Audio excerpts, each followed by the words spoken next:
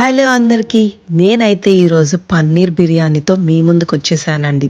Very simple and easy recipe అండి. పన్నీర్ పీసెస్ని first బటర్లో fry చేసుకొని పక్కన పెట్టేసుకున్నాను.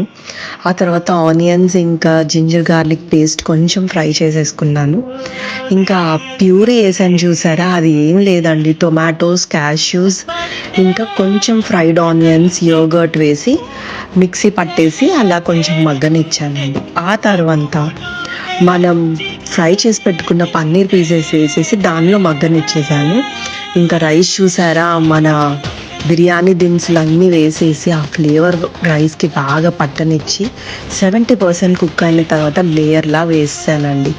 ఇంకా ఆ తర్వాత ఇక్కడ చూస్తున్నారు కదా, నేనైతే ఎప్పుడు ఈ కలర్స్ బయటవి వాడనండి. ఇలా టర్మరిక్ అండ్ మిల్క్ కలిపి వేసేస్తాను.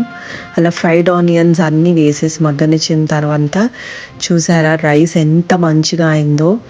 నాకైతే అసలు ఆ పన్నీర్ పీసెస్ చూస్తే చాలా బాగా అనిపించిందండి.